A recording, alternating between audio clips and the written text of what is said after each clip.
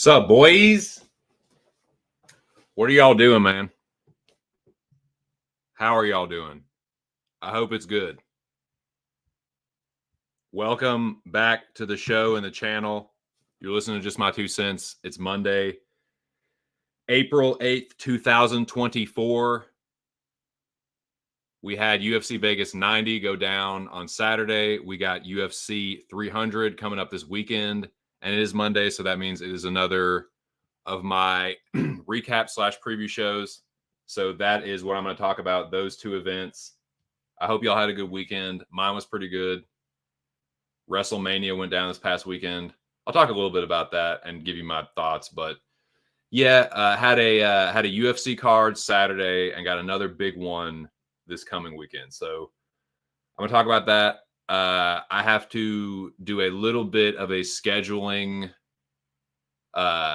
change for this week. I forgot that I'm not going to be around Saturday to stream. So this Friday, I know I've been doing these Saturday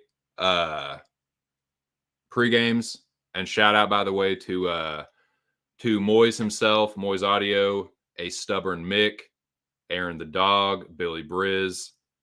Shout out to those dudes. They joined me on panel this past Saturday. It was probably, I'll go ahead and say, it's probably the best pregame show I've had so far. It was the most fun that I've had. And I hope that it continues. So like I said, not going to do that this Saturday, but I'm going to do it Friday. Talk to Moise. He's down. So myself and Moise Audio are going to cover the weigh-ins, and I will do the same thing. I'll drop the link if anybody else wants to come through. So it's going to be the same shit, just, you know, a bunch of dudes hanging around, talking shit about the fights, but it's going to be the weigh-ins instead of the pregame for the card itself. So I got to figure out exactly what time to do that. I got to talk to Moise, and got to keep in mind that he's like 6 hours ahead of me. So going to figure it out, because they'll be, it sounds like what I'm thinking, what I imagine we'll do is just cover the official weigh-ins. They'll be earlier, and that will work better for me. I think so. That's probably what we're going to do.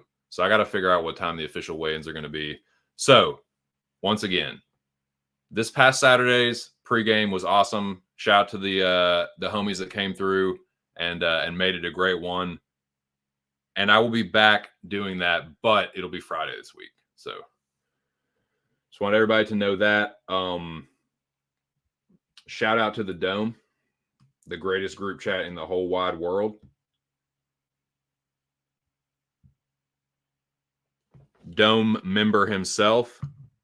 I forget what his rank is, but shout out to my dude Aaron the Dog. The man himself came through.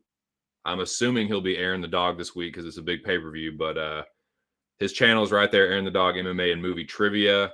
Check out his UFC breakdown show every Wednesday night, 10 p.m. You can find your boy there. Lou Betcha has been coming back around recently, and a rotating cast of characters.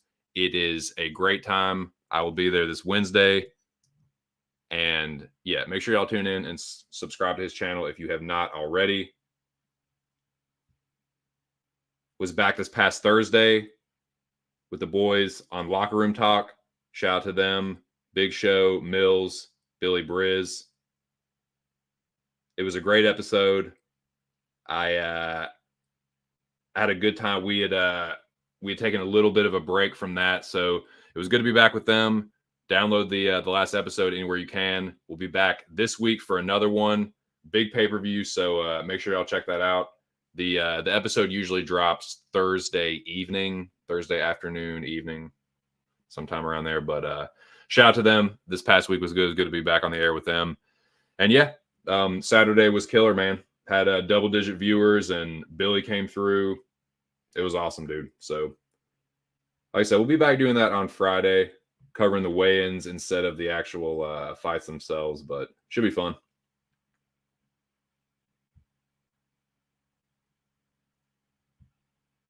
You know the one.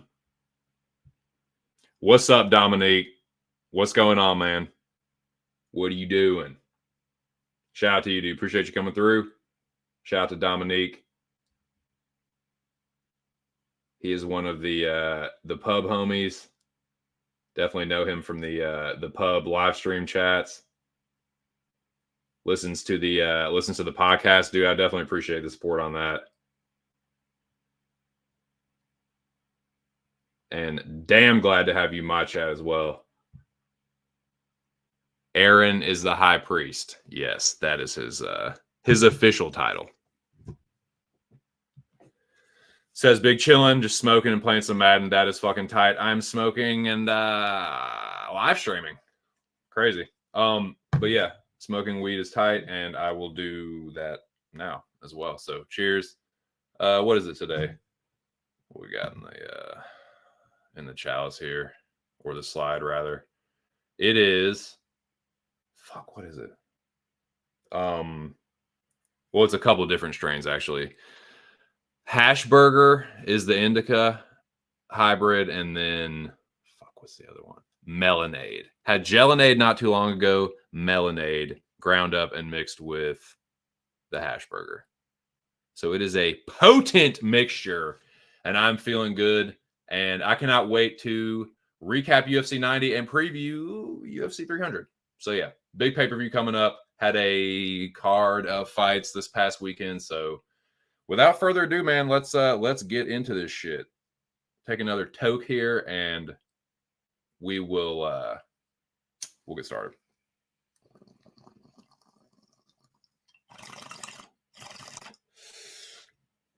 So, Dominic, dude, I know I told you that Saturdays are the pre-games, and yes, they are usually, but I was just saying this weekend I got to do it Friday.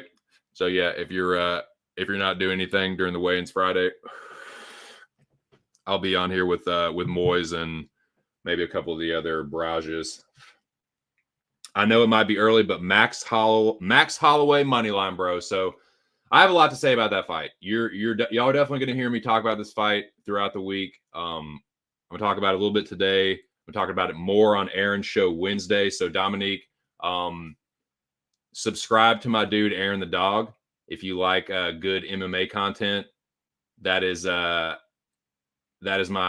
friend, and I've been just blessed to be co-hosting his UFC breakdown shows with him on Wednesday. So yeah, if you I know you like that kind of good MMA content, so that's another good channel. And yeah, this past Wednesday was a good one, man. Was on there with Aaron and Lou. And yeah, we'll be back this Wednesday, and I definitely have a lot to say about this fight. I will say even more than I will today, Wednesday on his show, and then of course on the podcast, I will espouse on that even more and just build up to the. It'll be probably the official weigh-ins on Friday, but yeah, then I'll I mean, I'm gonna make it official Wednesday. I'll make my pick official, but. Yeah, I mean, the people that know me probably already know which way I'm going to go on that one. But honestly, I'll just tell y'all right now, I fucking hate that fight with every fiber of my fucking being, dude. I hate it. But I'll tell y'all why. So, but yeah, I get it. I get it, dude, for sure. So yeah, man. Shout out to the Dome. Shout out to Aaron the Dog. Shout out to the boys at Pub. Download the Locker Room Talk podcast, and let's get this shit started. UFC Vegas 90 recap. I'm going to go through the card fight by fight, tell you what I thought about the fight, tell you how to do with my picks and my bets. That has been one thing that I will pride myself on with this channel is as long as I've been on here, which is, I mean, it's over. I first got on YouTube in 2018, but I had a different channel. But as long as I've had this channel, just my 2 cents, which is about 4 years now, I have always come on here after almost every single fucking card and eaten shit and crow. And I mean, yeah, I gloat and brag and talk my shit, you know, if I win. I definitely am that dude to fucking say I fucking told y'all so. But yeah, if I've always said, man, it's a good time for everybody, whether you love me or hate me. I'm either gonna get it on Monday or y'all are. So here we go. Gonna go through the card, and dude, I am so fucking glad that I did not veer off course with what has been making me the little bit of money that I've been making this year. And this year, I told myself, I am not going to get cute. I'm not going to get crazy. I'm just going to keep it slow and steady, light and consistent every single week. I'm going to trust my gut. When I see a line that I think is off, I'm going to pull the trigger and just keep going like that. Sometimes I'm going to be right. Sometimes I'm going to be wrong. But I did it this week and it fucking worked. And that's why I'm going to fucking keep doing it. So I went super duper light on this card. And I'm glad that I did. And honestly, if it weren't for this first fight, I would have fucking hated UFC Vegas 90. Honestly, overall grade, I give it a fucking solid D. I thought it was pretty shitty, man. Like, there were a couple good fights, a couple good finishes, but dude, overall, a couple of the fucking scorecards were weird, and it just was a lot of decisions, and just overall just was not good for me. I fucking sucked a dong on this card, dude. My picks were shitty. My bets weren't very good, except the very fucking first one. The first bet I made, the first read I had when I looked at the lines, and this first fight gave me a winning night. Not a big one, but I'm so glad that I trusted my fucking gut here, because first fight, dude, I told people all fucking week.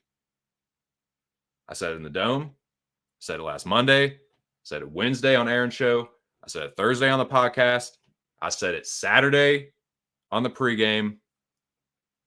Cornholio was the better fucking striker, and she was going to dice this bitch.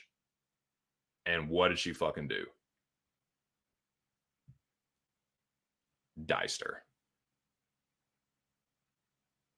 I think I might have even called the knee KO to the body in the Dome. I'd have to scroll back and see, but I think I might have said that too. And I'm kind of kicking myself for not playing the KO.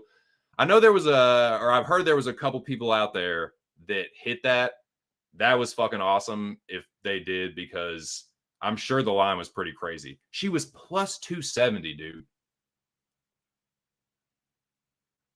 It was just such a pick 'em in my head. She looked minus like whatever, minus 600 or something by the end of it.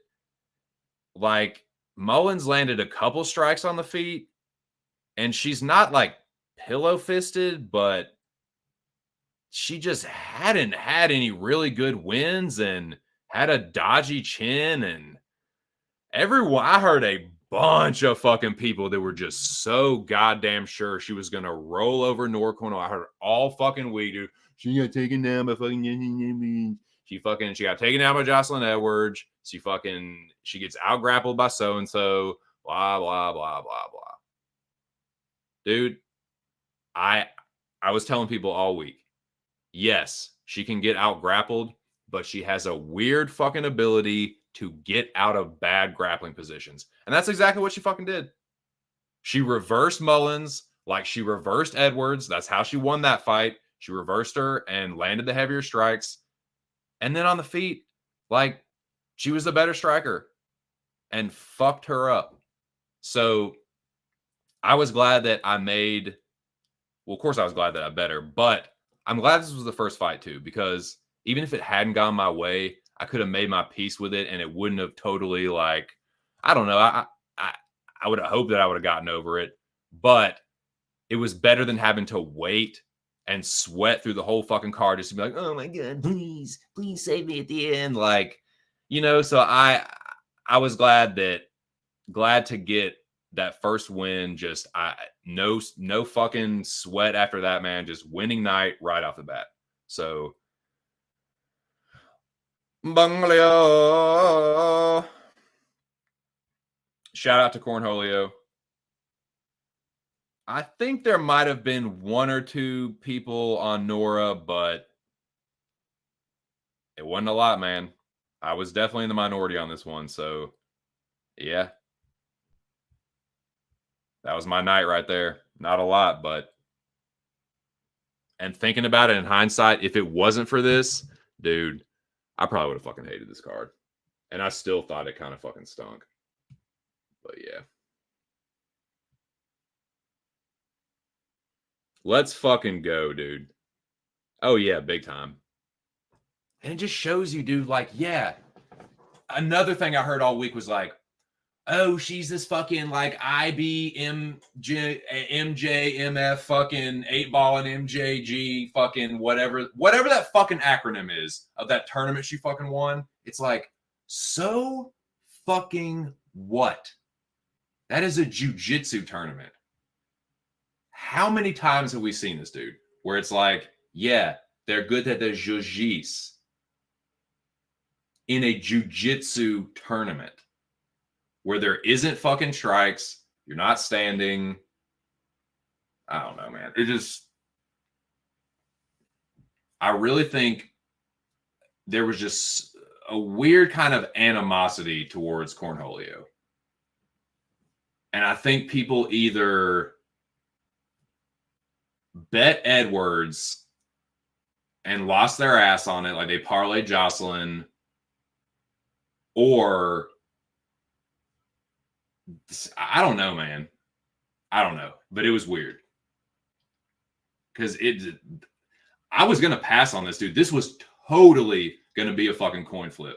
So Dominique, what I've been doing a lot on Aaron's show is if there's a fight where it's usually a chick fight, low to mid level, where I cannot fucking decide and I don't really fucking care, and I just can't like make odds or ends of it, I'll bring out the coin. And it's been incredibly like weirdly successful recently. But I started taping this one and I was like, nah, dude, Cornholio's going to fuck her up, man, because she's a little bit older, but man, it's only 2 years. Mullins ain't no spring chicken. She only got 6 fucking fights, ain't fought nobody, got dropped by that one fucking Russian bitch she fought. I was like, nah, dude, Cornholio is going to fucking slice and dice her. That's exactly what she did. So let's fucking go. Cornholio, TP for my bunghole. Are you threatening me? Let's fucking go. So I got a nice little, I know, dude. Tell me you're not a little bit proud of me for that, for not straightening my act out a little bit, because your boy used to be terrible with that shit. I still don't know what the fuck I'm doing, but I've recognized that, and when I can't decide, I let the coin decide.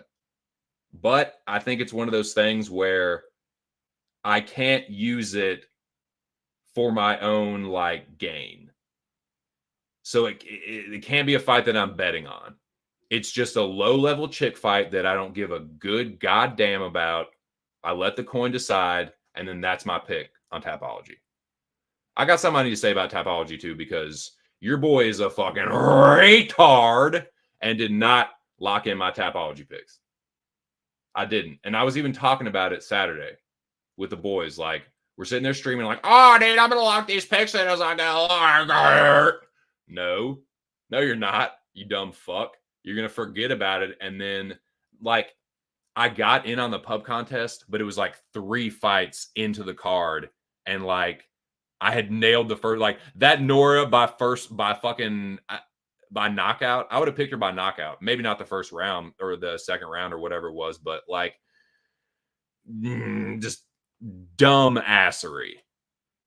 So yeah, I didn't lock in my Tapology picks, but I'm not gonna fucking duck the smoke, dude. My picks were shit, and I'm gonna take the L on that one.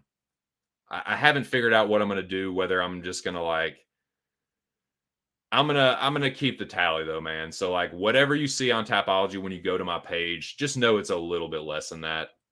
But yeah, you're dumb ass motherfucker. But yeah. Yeah, I don't think like Nora is not going to be a fucking world beater. She's 34 and better grapplers are going to someone's going to submit her. But yeah, against a fucking jobber like Mullins, the line was just way off, dude. And I'm glad you fucking hit that one. That's sick.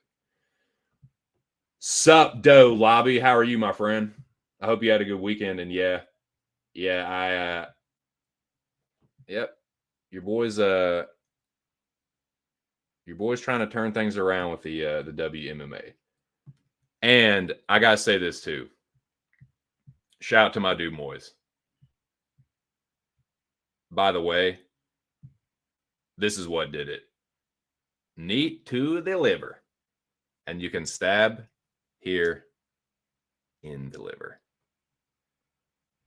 Nasty knee to the body, and then she kicked her right in the fucking face. So I got to give my dude Moise a shout out, not only for being an awesome co-host, but he's a man of honor. Let it never be said that Moise Audio does not take his losses on the chin like a man. He didn't duck the smoke. He was on Mullins. So he's giving himself and Melissa Mullins a turn on the carousel. So yeah, not only the owner, but not only owner and operator, but also a rider himself. Good man, like I said, man of honor. And yeah, he gave me this and gave me authorization to use this. So I cannot take credit for this one. As you see, there's no watermark or anything. This is this Big Moise took the time to make this and gave me permission to use it. So salute to you, and definitely look forward to our Friday stream this week. It's gonna be a Friday weigh-in, watch along, pregame, live show, whatever the fuck. But yeah, thank you, Cornholio.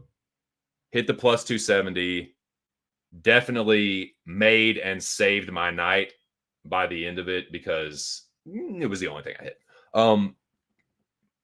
But I was going super light, so let's fucking go. Now, moving along.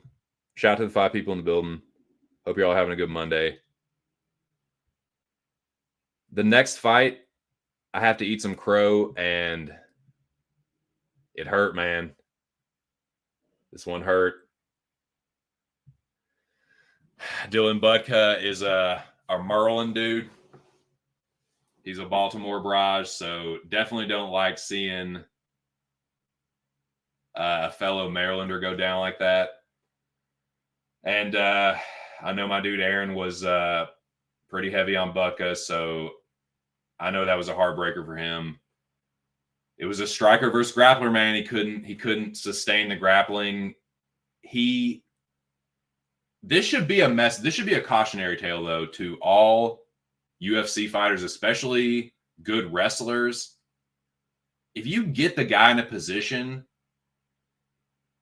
I know it's position over submission for like pure grappling, but like, dude, if you get him into a position where you have a somewhat dominant grappling advantage in a position, dude, use the other hand to punch them in the fucking face.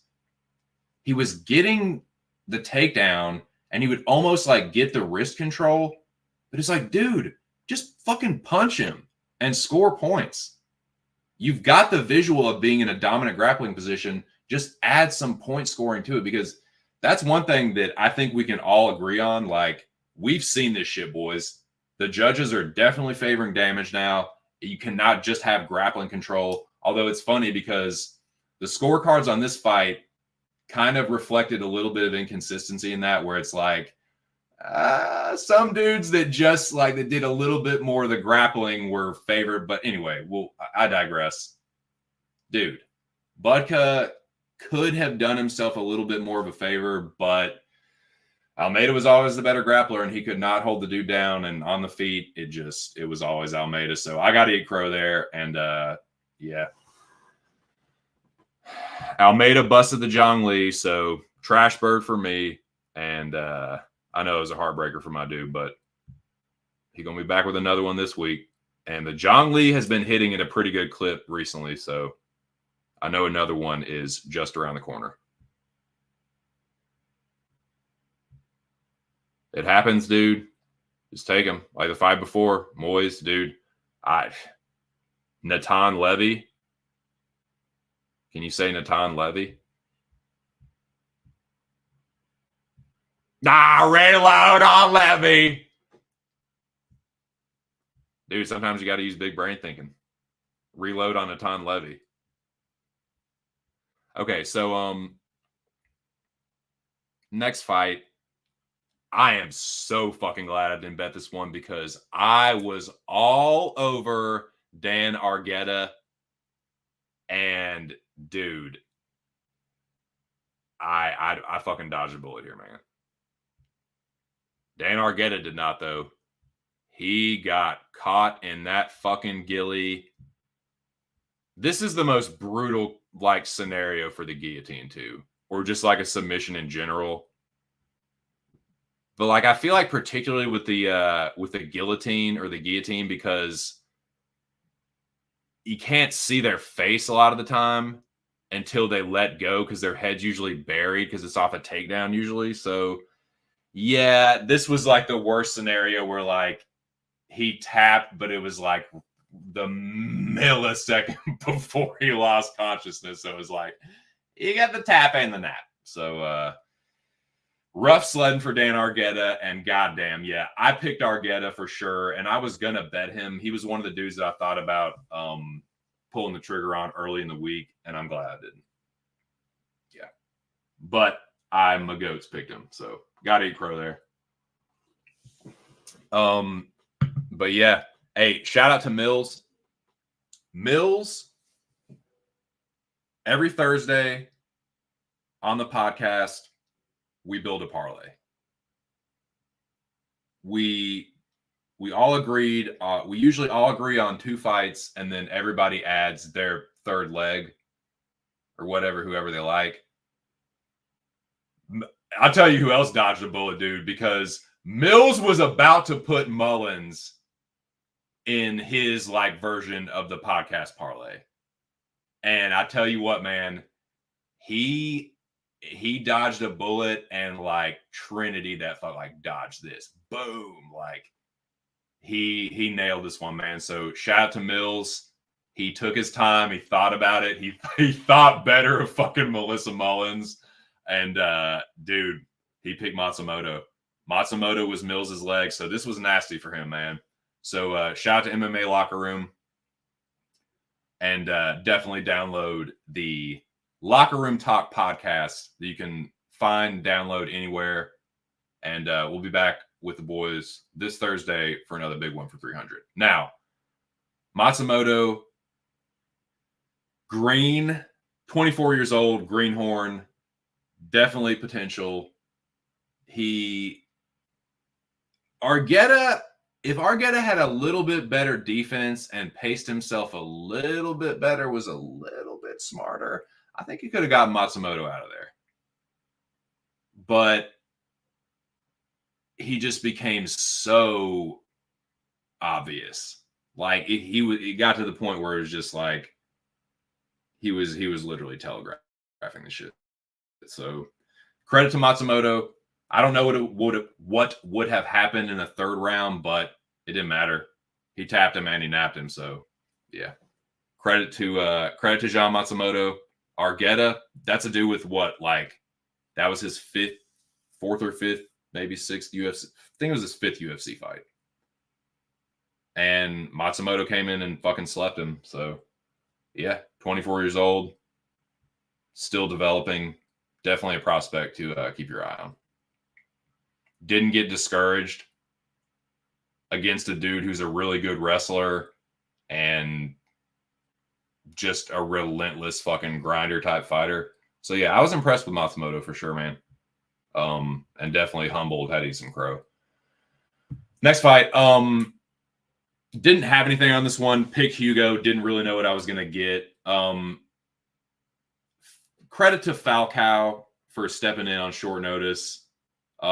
Victor Hugo just a little bit better, a little bit higher level of a fighter, but pretty good fight. And just goes to show you, man, like, I thought Falcao looked like a brick shithouse at the weigh-ins. And Hugo looked rough, dude. He looked really sucked out. But come fight night, like, Hugo that's a big boy for that weight class. And yeah, a little bit better fighter, a little bit more stronger, more powerful.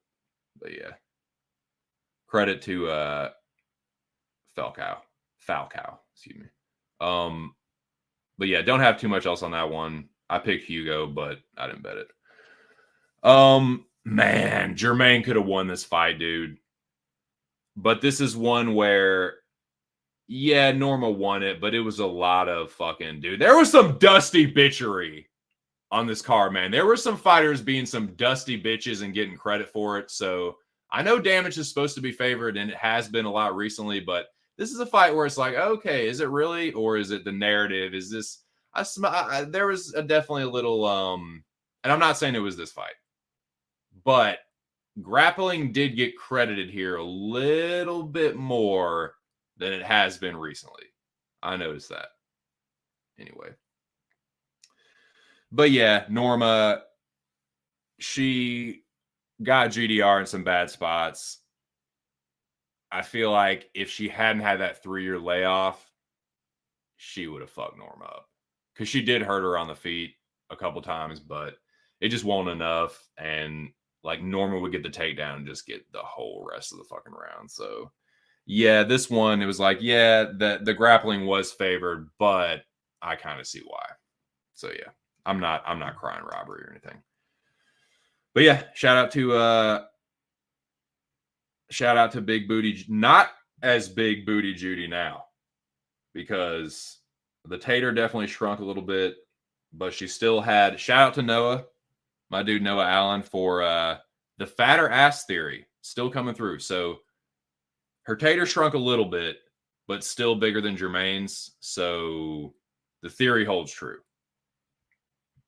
But yeah, shout out to Noah, the founder of the fatter ass theory. FAT. So this was the first leg of the podcast parlay. Not a ton to say about it. Like, I was a little worried, honestly, and this is why I don't always bet on Alex Morono, and I don't like betting on him a lot, is because he makes fights way closer than they need to be. Like, he just was waiting back so much. I mean, I guess I kind of get it, but it's like, it's court, dude. He's not going to knock you out. But, yeah, I thought he could have mashed the gas a little bit and got McGee up out of there. But, yeah, I thought he won. I was a little worried they were going to rob him, though. But, yeah, Morono gets it done. Will not be looking to back Alex Morono moving forward. That was kind of a red flag for me moving forward. Like, dude, you are this gun shy and like fighting this scary against a dude like Court McGee. Ratchet up the danger. Like, I just don't trust Morono, man. I don't trust his chin. And yeah, he won. He got it done. So credit to him. And yeah, both like Mills, Billy, and myself all thought he would get it done. And the line wasn't terrible. It was what, like minus 250 or something. Like, it was about right. So don't have too much on that, but yeah, he got it done. Now,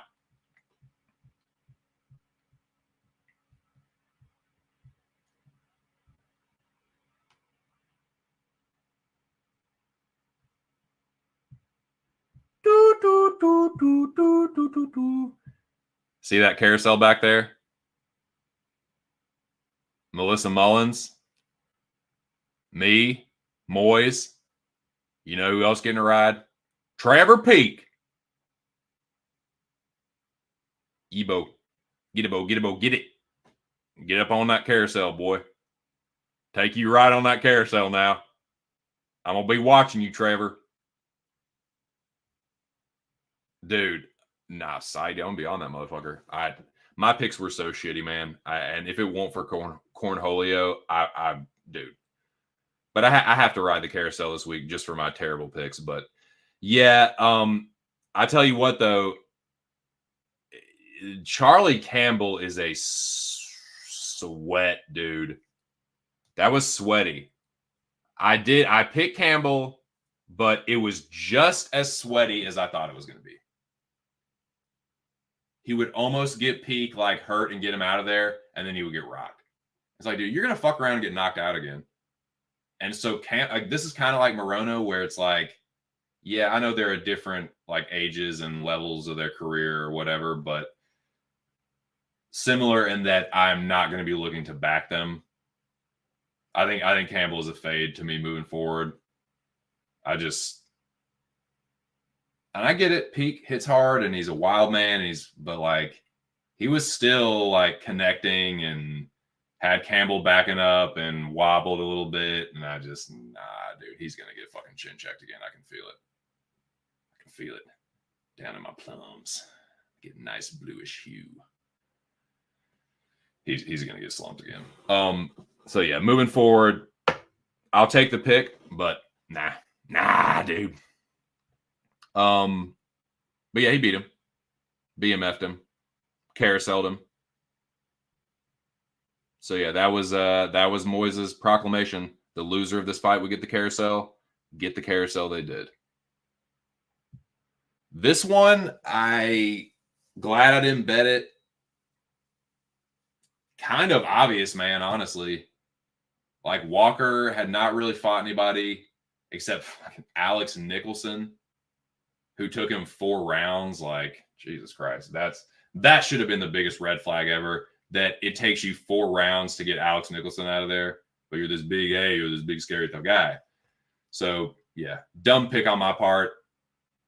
But, yeah, kind of obvious, man. And the line was nasty on Bresky. It was like what Cornholio's line was early in the week. It was like plus 270 or something. So anyone who's on Bresky, take a bow, man. That was a pretty fucking good underdog pick and kind of obvious in hindsight. Bahamondes was moving on. Bahamondes was the second leg of the Locker Room Talk podcast parlay. This was the core. It was Morono and Bahamondes. I was a little bit less confident, but I'll be honest, man. Like, Billy called this shit. He kind of sold me on Ignacio and made me comfortable enough where I was like, oh yeah, put him in the parlay, and he came through, man. So yeah, I didn't think it was going to be like this, dude. I thought it was going to be a decision or maybe like a late knockout, but dude, he fucking smoked Christos. He fucking destroyed him. And yeah, so I think the dude, like, he had some sketchy performances a little earlier on, but he's pretty young too. He's like 26 or something, 26, 27. So yeah, he still marks up though, man. So that's something to keep in mind for sure. But against a dude that either doesn't have a great chin or isn't a good striker, Bahamondes is going to put hands on you for sure, and feet. So, yeah. Shout out to Billy he was really competent in Ignacio, and I see why. I didn't call that on the podcast that he was going to finish him. All right, so I went back and rewatched this fight. Let me first just eat crow. I'm going to eat my crow like a good 2 cents. I got the pick wrong here because Chepe won the fight by split decision. If you want to say he won it, I guess, but I still think he kind of got away with one. Like, I almost want to cry robbery. I see why you could give it to him, but I really don't see how you can give Chepe the second round. He kind of got fucked up in that round. He won the third for sure. I'm not arguing about that, but I don't think he won the first round, man. But this is what I think he did. This is why I will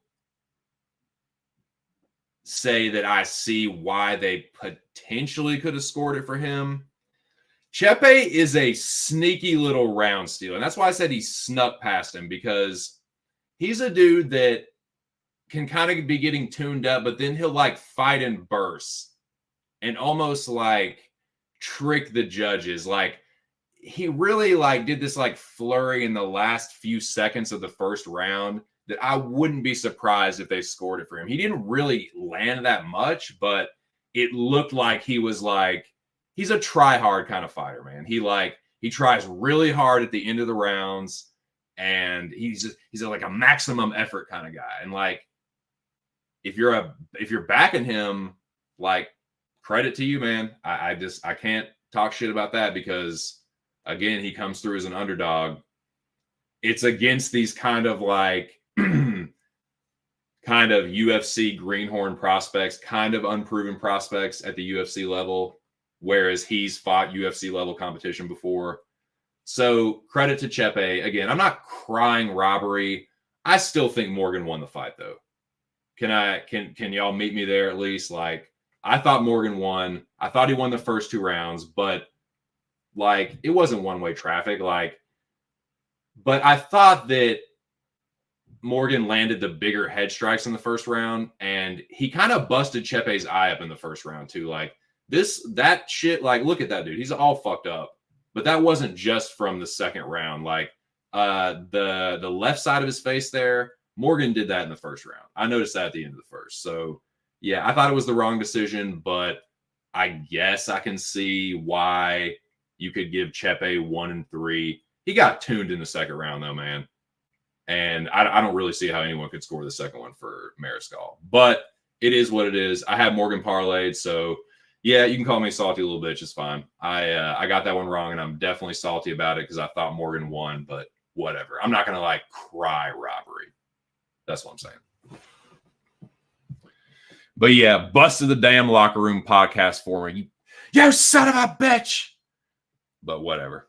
I've had more bitter losses and ones. I've lost worse, dodgier decisions. I'll say that. But yeah, I think Chepe still got away with one here, and he's going to get knocked out again, man. Morgan was landing quite a bit and backing him up, which is why I thought that was going to steal him the rounds. Is like, he would crack Chepe, and Mariscal, a dude that's always like pressing forward, is like, would definitely back up to the fence. So I was like, okay, that's probably looks good. But then, like I said, he kind of snuck the last like 10 seconds of the first. So whatever. Anyway, though, I thought he got tuned up and lost, but whatever, bro. Now, co-main event.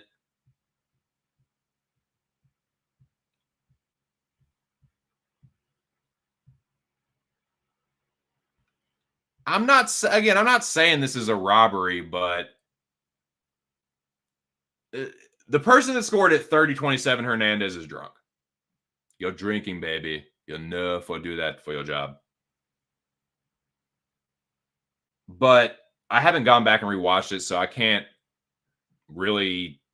I guess Jackson won it, but I remember the first two rounds being close, and then him almost dying in the third. That's what I remember about that fight. I remember Jackson almost dying in the third round, and then him holding on for dear life. I mean, I see why he almost got knocked the fuck out, but yeah, he was definitely being a dusty bitch in the third round.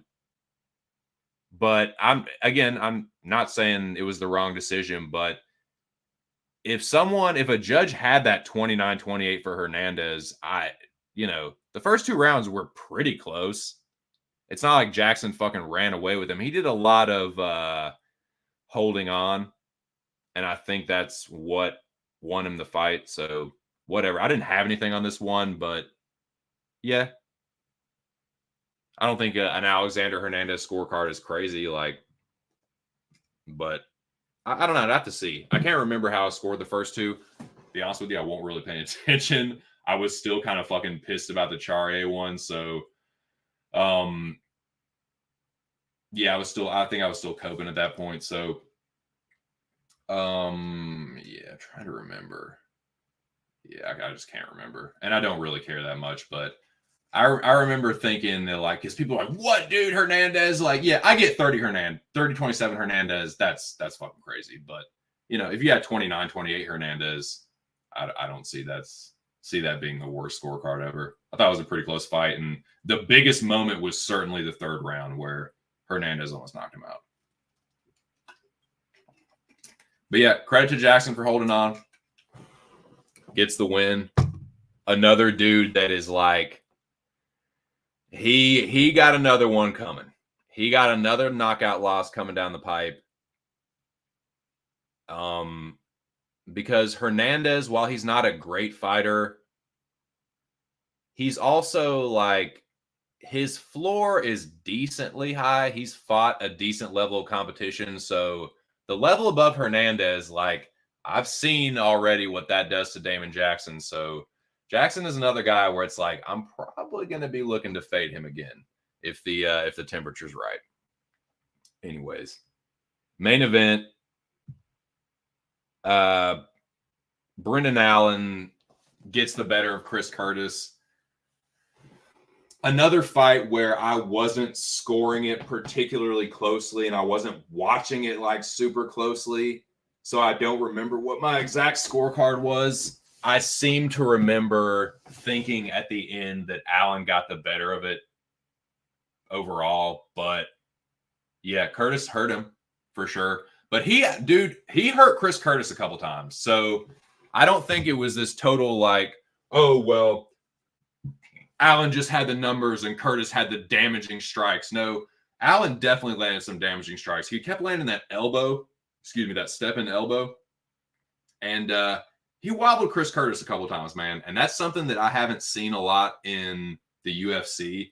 He got knocked out by Ray Cooper in PFL, but that was a tournament style thing where he had fought a couple times and was dead fucking tired.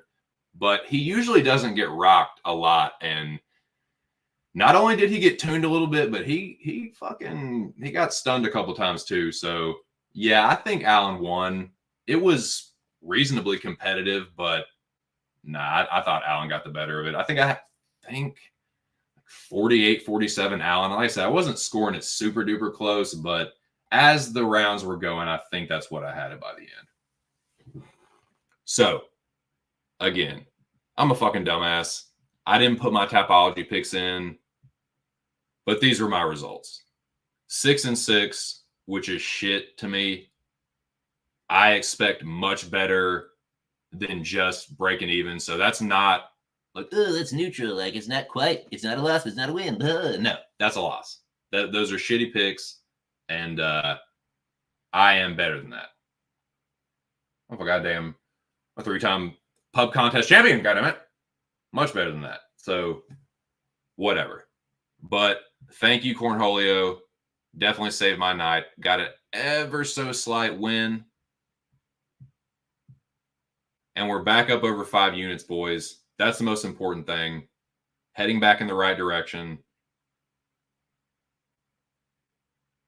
And we're going to look to continue that in the coming week. So that is my UFC Vegas 90 recap. It was shit. I was shit. Had a slight winning night with the bets, but yeah, horrible picks. And I gotta figure out what I'm gonna do with this. Now, I have my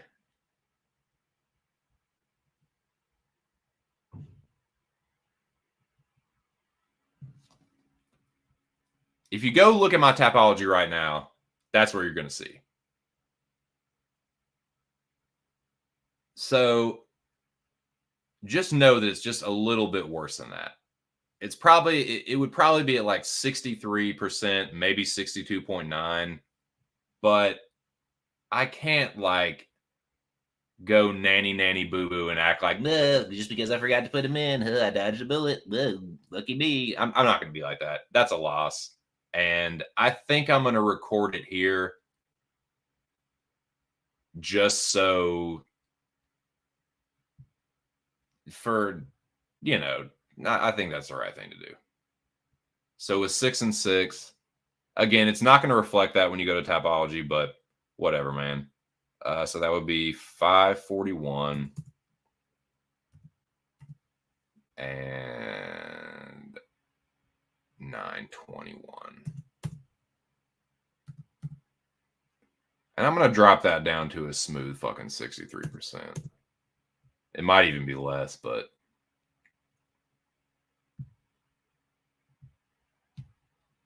so if I had put them in, which I should have fucking done, and I'm even more embarrassed because I literally said I was going to do it like 3 fucking times while I was reminding myself to do it and just fucking didn't. Like a fucking dolt. But yeah. That is what it should read. Anyways. Shitty night of picks. Won a little with the bets. Let's press forward. Onward and upward, gents. So, I got to hit the head. I'll be right back. Going to preview UFC 300. So, give me just a second. And we will do just that.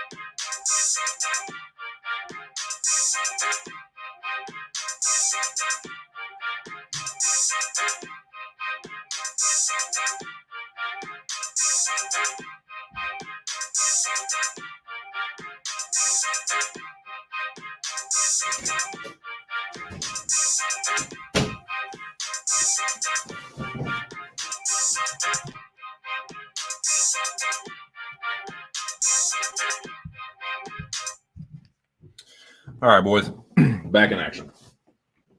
Here in just a minute, we're going to preview UFC 300. And yeah, I've already made a couple bets. I'm not getting crazy with this card either. I like this card from a fan's perspective for the most part, except for one fight that I really, really, really fucking hate. Other than that, though, I like it from a fan perspective, but I don't like it for bets. I really don't, man. It just feels like chalky, but at the same time greasy. Like I did just nah. This is one where I'm not getting too heavily invested. I'm only risking one fucking unit, but I've already like wagered most of it. I'm literally just waiting on the Zhang Li. I'm gonna tail the Zhang Li. Oh yeah, so Dominique, I don't know if you're still in the chat or if you listen to the rest of this back. If you come to Aaron's show on Wednesday at 10, he does a parlay every week called the Zhang Li parlay. 5-legger, usually has at least one underdog in it, and it's usually always like over plus 1,000 odds. And this year it's been hitting at a pretty good clip, and I'm gonna tail that, and then gonna make a parlay with the boys on the podcast Thursday, and then that's gonna be my whole slate. And I've only made 2 other bets, so I'm keeping it pretty light considering it's a pay-per-view. I was thinking about betting like 2 or maybe 3 units, but nah, dude, I just don't like it. I just feel there was only a couple spots that I was like, yeah, I'm gonna do this regardless, but I just feel like I'd just be forcing shit if it was anything more than what I already have. So like I said, parlay on Thursday with the boys on the Locker Room Talk podcast, and then tailing the Zhang Li, and that's it for me. So, but yeah, let's talk about this card a little bit. Refill the Kringer here, and then we'll get right into it.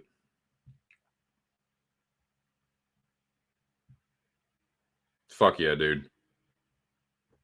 Yeah, man. Good to see you today. Fucking yeah, that was wild. So did Dom, I don't know if you like, do you like pro wrestling at all? Did you watch any WrestleMania? My wife is a fucking diehard, man. And we had some family friends come over, and they're into pro wrestling a lot too. So had kind of a WrestleMania weekend, and some of it I hated, and some of it I thought was pretty fucking cool. I did not like Rollins losing the belt. That really fucking pissed me off.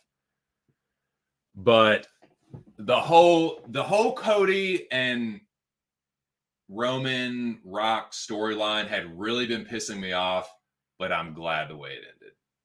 I could not. I wasn't even a big Cody fan. He was until last night, dude. He was fucking Stardust to me.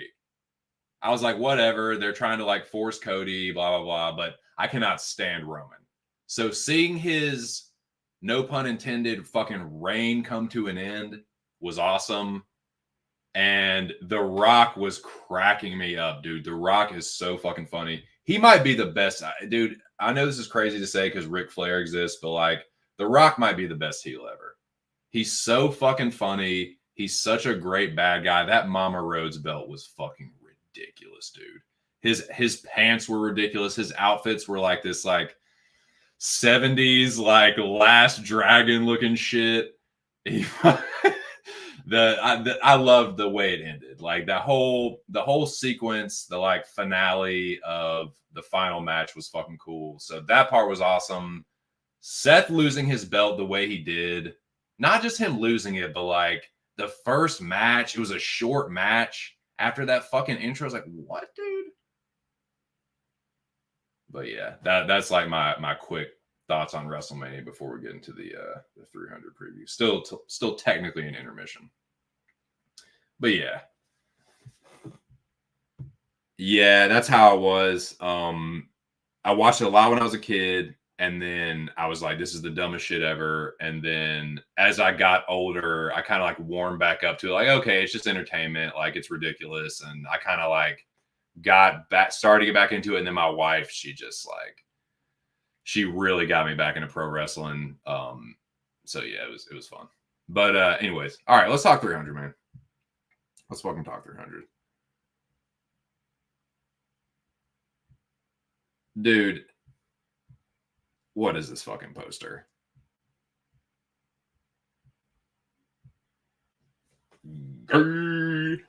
Like,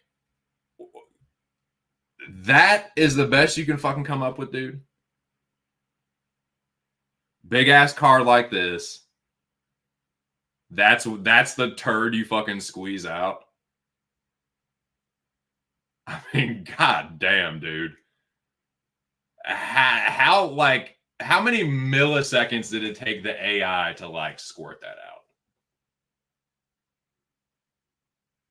Just, man, don't like overexert yourself trying to create the fucking UFC 300 poster, y'all. Don't want anybody fucking getting a hernia over that or nothing. Proper lifting techniques.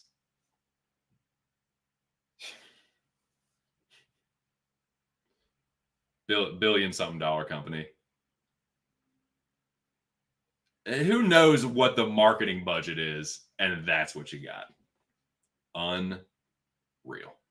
I don't have my Chip Diamond avatar, but it would be appropriate here.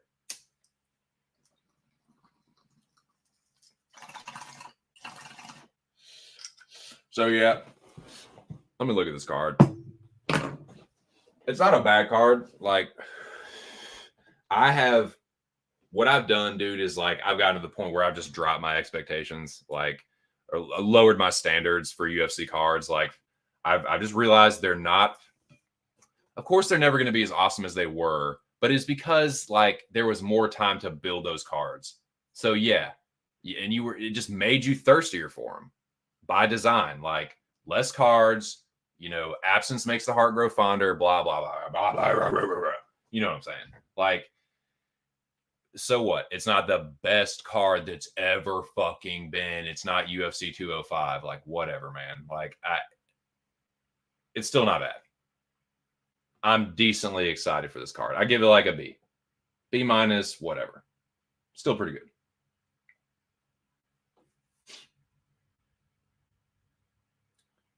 A few of my favorite fighters are fighting on this card. So I'm no good.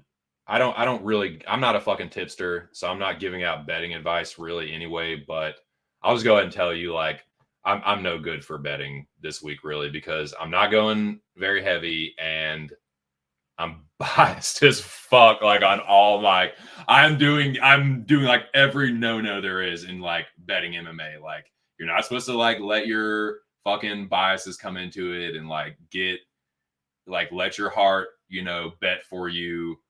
Well, I'm breaking all the fucking rules of MMA wagering on this fucking card. But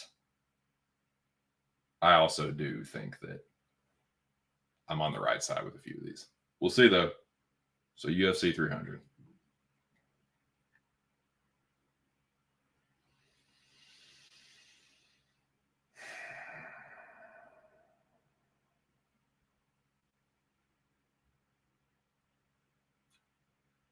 The early prelims are fucking insane.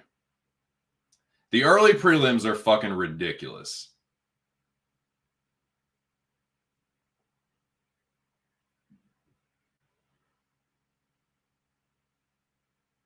Like, yeah, it might not be the best card ever, but it's deep, man. Usually it's one where like the pay-per-view is fucking chronic, but the rest of it is just shit. This one, yeah, like, it's the early prelims, fucking every one of those fights is decent. Every single one of them. Figgy Garbrandt is the fucking curtain jerker, dude. Like, Jiri and Rakic, that is like a fight night headliner. That's a pay-per-view curtain jerker, and it's the prelim headliner. That's a free fight. What's that, baby? Well, not free, but you got to pay for ESPN Plus. But, dude, not pay-per-view, I'm sorry. Brundage needs to be thanking his fucking lucky stars that he is on a goddamn UFC pay-per-view. And the only reason that he is because he is being brought in as the fucking like goat on the fucking stick in Jurassic Park for the fucking Tyrannosaurus Rex. Like, he's being brought in as a lamb to slaughter for fucking Bo Nickel to like get a crazy finish on pay-per-view. We want maximum eyes on Bo Nickel. Who can we give him? Not the worst fighter in the world, but one that he should probably fucking beat emphatically. So it's like, all right, Brundage, you it's like he's got a golden ticket. Da, da, da, da. If he upsets Nickel, man, like that's a career defining moment, but he's probably gonna get motherfucking obliterated. So yeah, there's that. But hey, Brundage on the pay-per-view. Is that not 2024? Is that not par for fucking 2024? It is the WWE era, gentlemen. We are living in it. Just that's. This is the world we live in.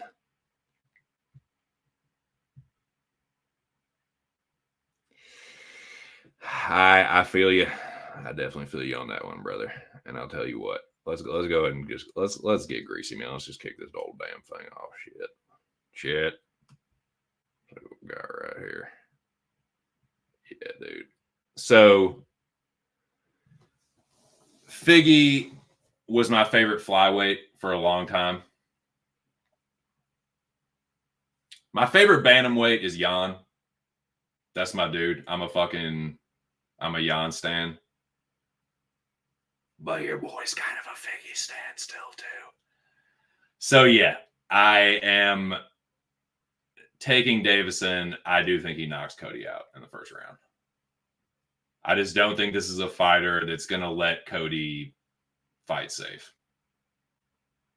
And that's what Cody is, a good fighter. He's still got the speed. He's still got the power, baby. Boost the power. He's still got the speed and power. But he also has the dodgy chin still. It's never been great, but he fights a little bit scary anymore. Again, not saying Cody Garbrandt's a bitch. He's a good fighter. Cody Garbrandt is an ex-champion. He's still a really fucking good fighter. But I think Figgy, I know he's getting a little bit older. He's getting a little bit up there too. But Figueiredo at 35, I think, is going to be a motherfucker. I just think I'm not saying he's going to end up being champion, but I think he's going to make a tear through this division. And I think this is going to be like one of the first, he won his bantamweight debut, and I think he's going to win this one too, man. I think he's going to knock Cody out in the first round. But hey, man, I could see Cody grinding him. He's got the better cardio. It's hard to say who the smarter fighter is. Cody has been fighting smarter anymore. I will say that. So he could be the smarter fighter here.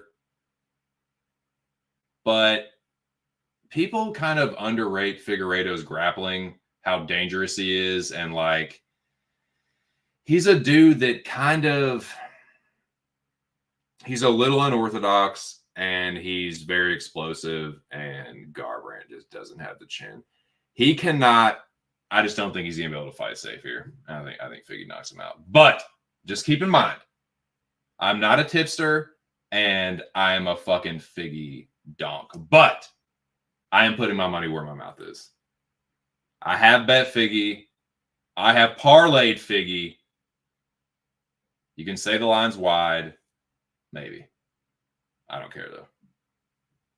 I don't like a ton of spots on this card personally.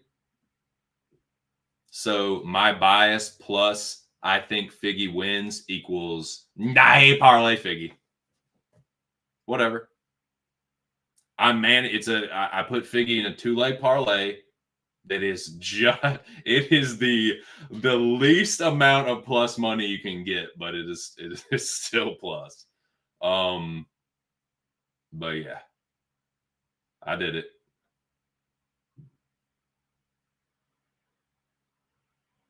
But yeah, I get looking at that Cody Garbrandt line and being like, that's a former champion. He's still got it. He's might be, better wrestler, still hits hard.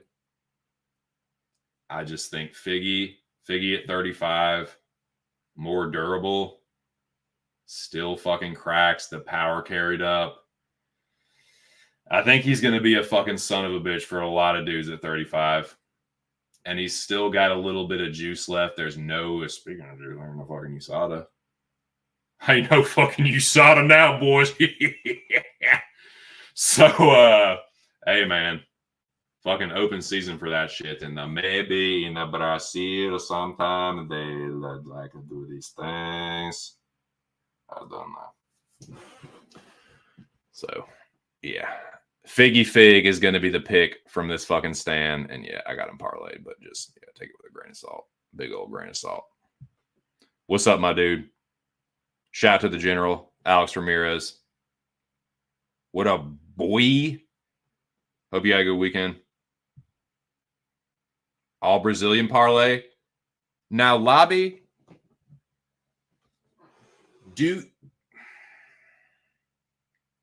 I'm honestly a little stunned that you think that I would disrespect you like that.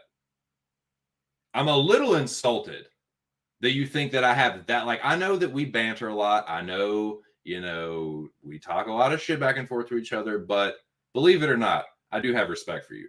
And the fact that you think that I don't, and I just, how can I not think that when you say something like that? Like, dude, I would never take your fucking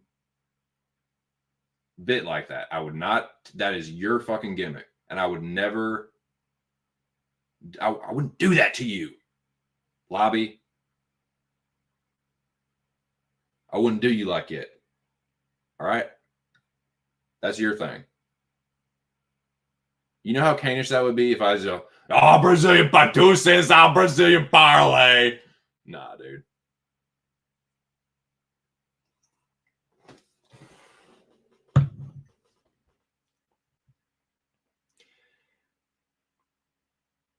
Yeah, he's going to be fucking huge.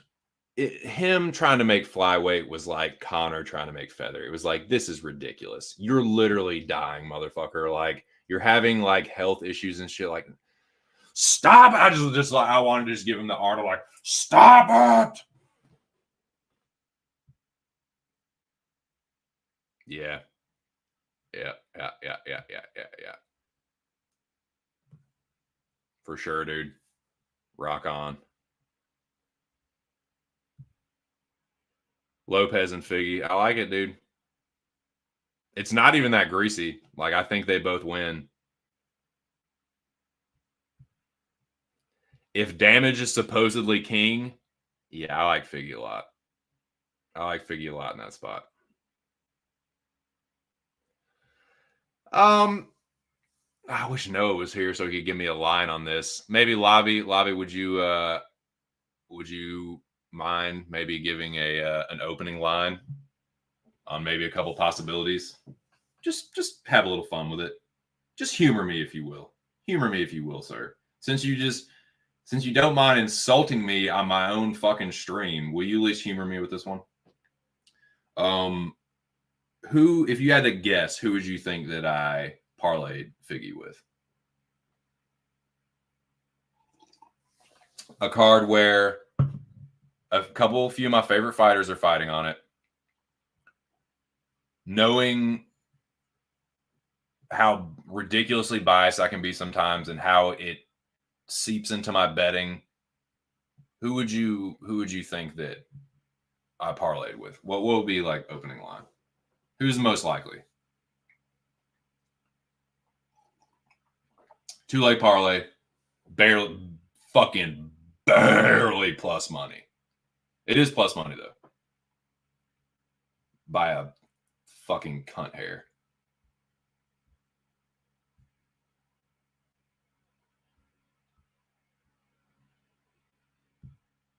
Close. Close, but no. I will say he is a striker. I'll say that. But no, it's not Jiri. No, I respect Jiri, but I actually kind of hated him for a while because I was a Volkan Ozdemir fan and he just fucking iced my boy. And it really broke my heart. But yeah, I like Jiri. I like Jiri just fine. I wouldn't say like I'm a fan of his, but I respect him. Turner, good guess, but no. Dude, no. I'll tell you what. Aljo is a fighter that gained my respect. Another dude, I used to really not like Aljo. Being a shameless Jan stan, you can only imagine like my disdain for Aljo at one point. But I kind of feel like I've gone through it a little bit with Aljo, like as far as like my saga of fandom or whatever, like following the UFC. So I respect that Aljo was able to become champion and defend the title, and whether he ever gets it back or not, like that's pretty cool. A dude that I never really thought was like championship material to be able to go up, win the belt, defend it. It's like, okay, no one that first Jan fight might have been, bullshit and whatever, but you can definitely make a case that he won the second fight. Like, he won 2 rounds easily, and the first round was close, so whatever. But no, it is not Aljamain Sterling. Nah, man, this one was just too obvious for me. I wish the line was a little better, and of course, if my fucking dumbass had just waited, the lines did get better. The line got better on Figgy, and the line also got better on the dude that I parlayed him with. So here we go. Here we fucking go.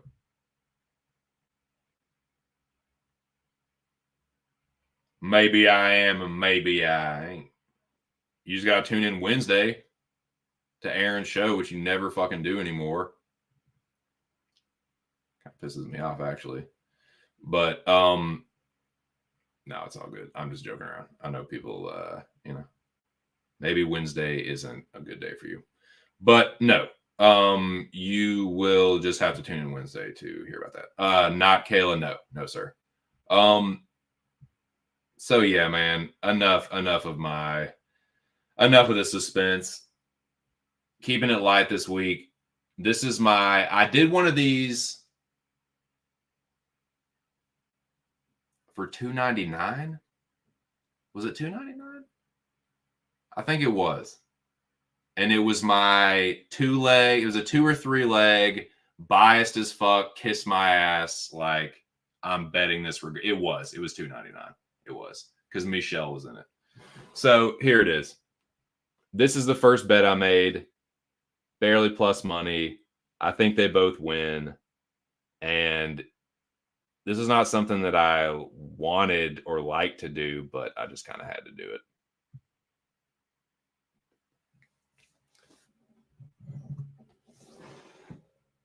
I hate the Justin Max fight, man. I really do. Justin Gaethje and Max Holloway are 2 of my absolute favorite active UFC fighters. This fight is for nothing. A fucking fugazi ass BMF belt that don't mean jack fucking shit gets neither one of them any closer to a title because Max Holloway isn't a lightweight. He's venturing up there. Justin's going to be bigger. He's going to hit harder. Yeah, is there a chance that Max wins? Of course. Like, he's a former champion. He's a really good boxer. He has insane fucking cardio. But he's a dude that relies on his toughness. He doesn't have good defense. He does when he wants to. But he's a guy that just relies on breaking his opponent. That's how he got the belt. He broke Aljo twice. He doesn't get enough credit for that either, man. like people love to tout Jose Aldo and talk about what that he's the GOAT or whatever, but like no one gives Holloway. I'm not saying no one, but people don't give Holloway enough credit for like crushing him. He crushed Aljo twice. But anyways, dude, I love Max. He's one of my favorite fighters. But Justin is my dude. If there's one fighter that I root for and fucks with above all others, it's Gaethje. So the pick was always going to be Gaethje, but even from an objective, like, you know, I'm a fan of these dudes because I've been watching them both for their entire fucking UFC careers. Love the way they both fight. Max was champion. Justin was interim champion. He's one of the most exciting fighters, if not the most exciting fighter in the fucking UFC. Every one of his fights is dank. Like, people get up for every single fucking Gaethje fight because you know it's just going to be really fucking violent. And somebody's probably going to somebody's going to get dropped for sure, and somebody's probably going to get knocked the fuck out.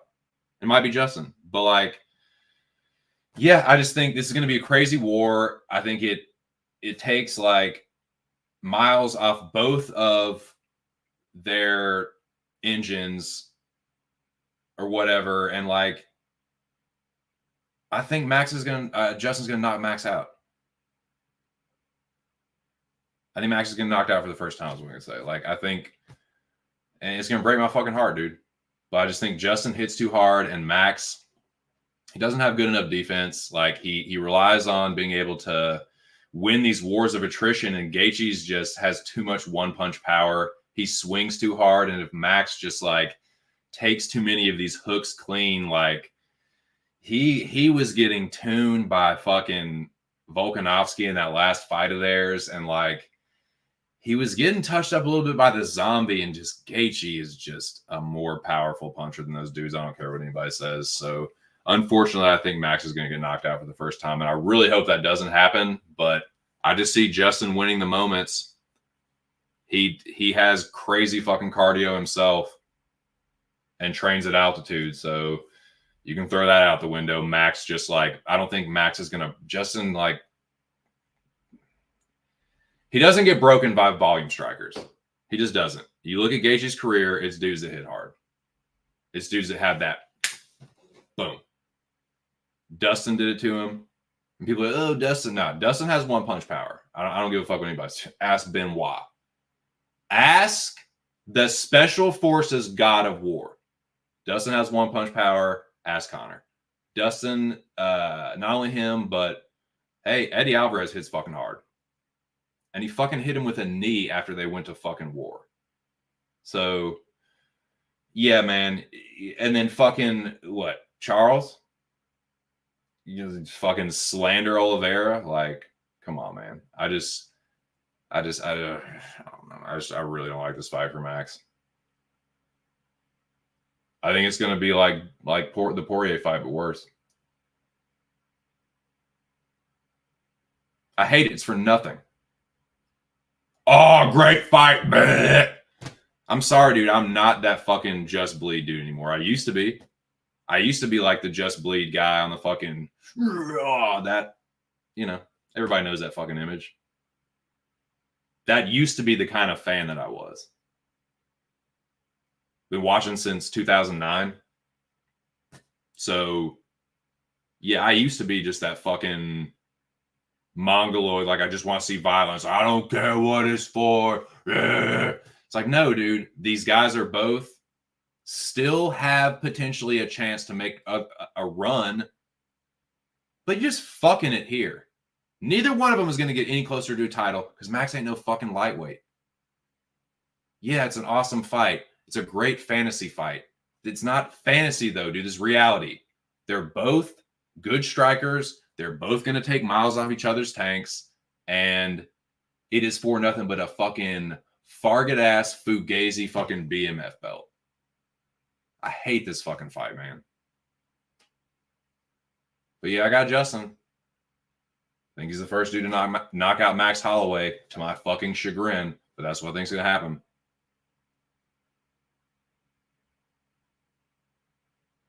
anyways, man. I hope not. I hope it's like, excuse me. I hope it's just a Justin decision. That would be the ideal scenario. Like, they both tune each other up. Like, maybe Justin drops him, but like, it's a decision. I don't want to see him starch Max Holloway, but I'm worried that that's what's going to happen. And I'm betting that that's what's going to happen, you know? Overall, probably Gaethje, I would say. Because he's been stopped and he's been in wars. You know what I mean? Just the way that he fights, like. But there's been some quick ones for him, too. But Max has been in a lot of wars, too, man. And Max is going to decision in a lot of these. So it's kind of like pick your poison, I guess. I'd say it's similar, but yeah, given the fact that Justin's been stopped a couple times and like, I'd say Justin has maybe taken like more concussive damage overall, whether like whereas like Max has probably taken more total strikes, but the ones Justin's has taken are maybe a little bit more damaging. But I don't fucking know.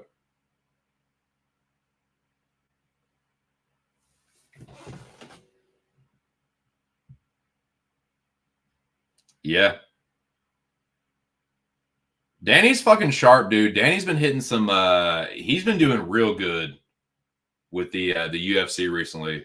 So shout out to Danny Betts, man. He's a sharp dude with the combat sports, man, with boxing too. He's one of the few people like that is in the MMA community that actually has boxing experience too, though. Like he actually like has amateur boxing experience and like, so I always, I'm not always on the same side as Danny, but I definitely respect his like, his analysis when it comes to striking and like, yeah, I need to start paying a little bit more attention to his boxing breakdowns. Cause dude, your boy ain't shit with the boxing anymore, man. I had a good, like 2022. Last year was shit for me, dude. I couldn't hit a boxing bet to save my fucking life. I didn't make a whole lot of them, but like 2022, man, I was fucking on point. I was calling the round, dude. I called Tank's round 6 against Raleigh. I called that that 10th round Spence knockout. Against Ugas, like I was nasty in 2022, but I fell the fuck off last year. And I haven't really like dipped my fucking toe back into that pond yet. So I might have to fucking if I decide I want to take any like flyers or something on boxing, I might have to see what Danny's got. But yeah, shout out to him, shout out to the boys at Pub. Stop it. No. You already know it's not true. Smart mouth. I have it go in the distance. Who? Which fight? Oh, Justin and Max. Yeah, I can see it. I can see it. They both have good cardio, you know, but it's hard to see them not like getting into just car crash after fucking car crash, honestly. But yeah, that's my parlay. That's my main wager. The two I feel the most confident in. But I get it, man. I get people betting the other side on either one of those. Especially with Max, you got a former champion, shit ton of experience. He's up at lightweight, so, you know, probably a little bit more durability for a dude that's pretty durable, but still, it's a dude that takes a lot of damage, man. It's a dude that, you say what you want about Gaethje's defense, dude. Max eats punches with his face sometimes, dude. You just can't do that against Justin. Can't start slow against Justin either. Justin has a lot of first round knockouts. He'll fucking put leather on you really fucking quick. So Max, like, he can't do a ton of do a ton of sitting back and trying to make reads and like, you know, throw one too many lazy jabs. Gaethje going to come over the top with it. So yeah, I hate it, dude. This is one fight that, as awesome of a fight as it is, I hope it fucking falls off. I hope it's like one of them gets a cut, not an injury, but like a cut. Not where it's going to like, you know, be a horrific scar or anything, but just enough to like postpone the fight or just cancel it. And they decide to, you know, the division gets shook up. One of their respective divisions gets shook up and they just end up scrapping it altogether. That's what I hope happens, but we'll see. But yeah. So this Justin and Max is like, for me, it's deja vu of Lawler and Condit. Because at the time, those are my two favorite fighters. And it was like, this is an awesome fight, but god damn it. So it's just like deja vu all over again, man. So I'm hoping that, I don't fucking know. I'm hoping it falls off. Anyways, so that is the first bet I made. This is the second bet I made. This is my underdog of this card. And I mentioned his name a little earlier, but if you're giving me this line, it's another former champion. And I think he's very clearly the better striker in this matchup. I get why he's the underdog, but this much of an underdog, I don't think so. I don't think so. No. Arman is not Islam. Already seen that. So I don't think this is as simple as like he gets a hold of him and it's over. I think Arman's going to get fucking chin checked, honestly. I think Charles is going to knock him out. I don't know if it's going to be first round. Might be a scary first round, but dude, you giving me Chucky Olives plus 180. Yeah, I'm your fucking Huckleberry. I'm your fucking dumb white trash for that one. Sure. I'll be the Just Bleed Mongoloid for that shit. Hell fuck yeah. Hell fuck yeah, bud. Charles Oliveira plus 180. Shit yes. Shit chess. Again, I'm not a tipster. I'm just telling you what I'm fucking betting. Again, Arman should be the favorite. Sure. But I think it should be more like minus 150, Charles is plus 110 kind of territory. That's what I would line it at personally. I'd open Arman as the favorite, minus 150, plus 110. Maybe even open it as a pick'em. In fact, I don't know what this opened at. Maybe this got bet up a certain way. I don't fucking know. I don't care. I see Charles Oliveira, a former champion, a dude that smoked my favorite fighter. Like, did you talk about the fucking experience that he has? Yeah, I get it. He's a little bit older. Arman coming into his prime. I get why he's the favorite. He's got, you know, probably the projecting it out a few years, he's got the upward trajectory, but it's right now. Charles isn't 36 or 37, he's 34. So this is the crest of the wave. It's going to start to decline a little bit, but this is still the crest. This is when he still has that last little bit of fucking prime energy and spark. And I think spark is exactly what he's going to do to fucking Arman Tsarukyan. I think it might be a knee. Step in knee in the second round. Rocks him. Maybe club and sub. But yeah, I say he knocks him out.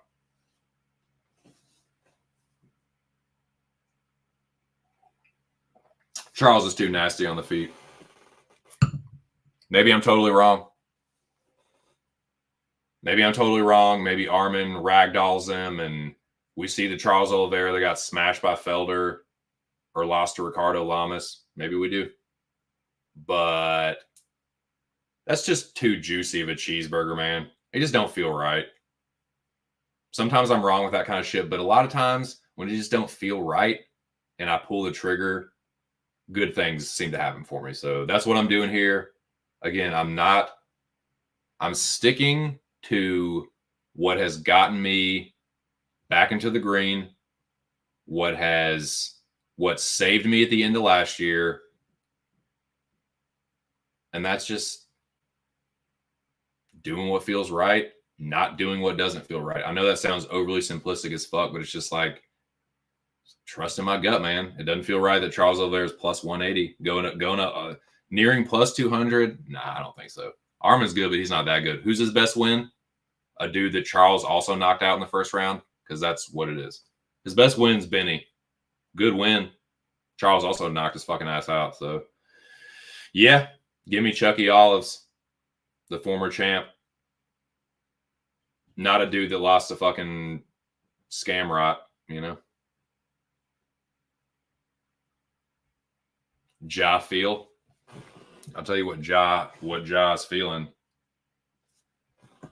Ja's feeling that maybe TC should stroke the binger. I don't know. I don't really know what Ja feels, man. Kind of agnostic, honestly. But we'll see. We'll see at some point. When it's too late and my soul will be fucking burning in hell. I was raised Methodist, but I'm kind of agnostic at this point in my life.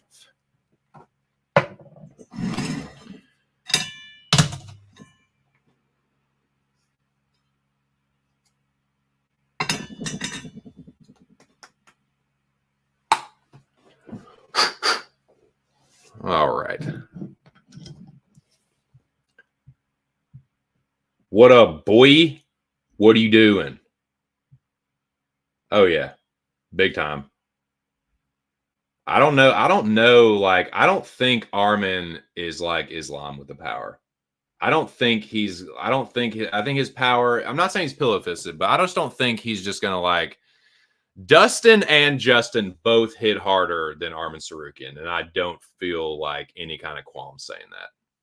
So, yeah, Arman, he's good. He's coming into his prime. Maybe I'm overlooking that. Maybe I'm overlooking Tsarukyan, but plus 180, I'll take that. I'll take a chance. Pulled guard on myself, dude.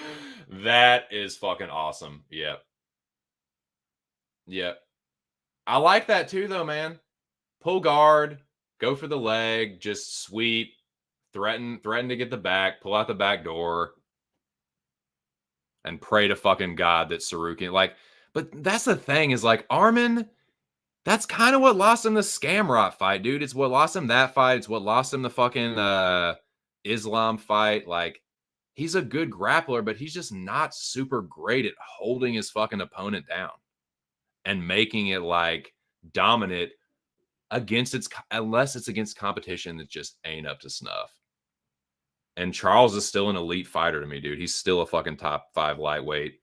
Arman, I think, is more like 5 to 10. I'm not saying he doesn't deserve to be ranked like number 5 or something, but to me, in my dumbass fucking like, simpleton mind, Arman is like 5 to 10 and Charles is like 5 to 1. Again, maybe a fucking oversimplification. But that's just how I feel. I also feel like I need to fucking reload this Melonade / hash burger. It's like a super sativa dominant with a super indica dominant hybrid. Cheers, boys.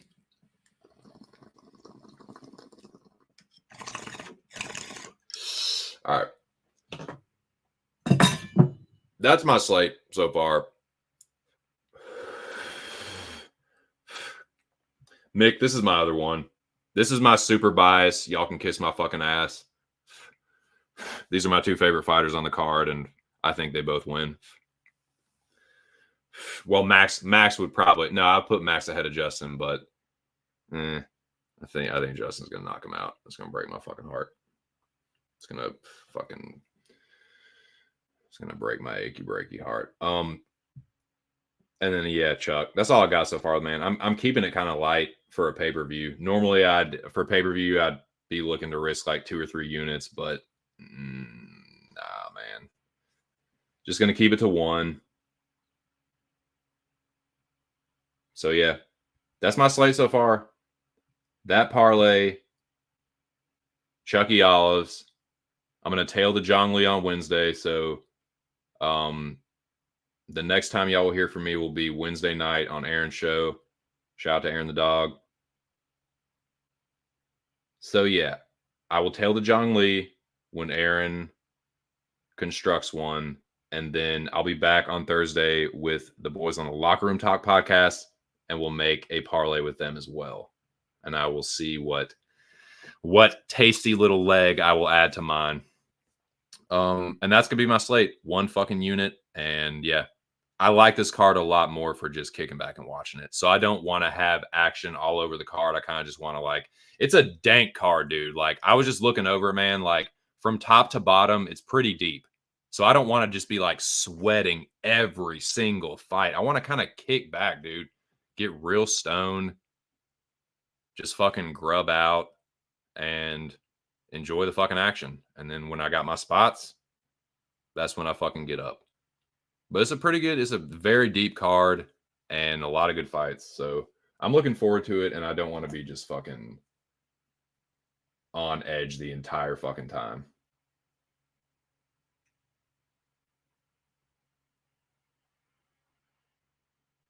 But yeah, homie Jessica fighting too. I was real tempted to put Jessica in a parlay. If you thought I won't gonna pick Jessica, you just, you don't know me well enough. But y'all already knew. Like anybody familiar with my channel, like, dude, Jessica's the homie. She's my favorite WMMA fighter, and the pick is definitely gonna be Jessica. But I didn't. I'm kind of like, she might be my leg, dude. I don't know. She might be my fucking leg on Thursday. I don't know, dude. I don't know. She's younger than Marina by almost 5 years. A little bit of a reach disadvantage, but Marina, she's good, dude. But I don't know if she's quite the level that beats Jessica. She almost is, but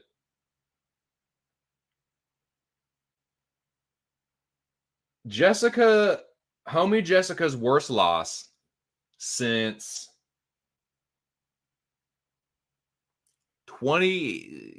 almost 10 years.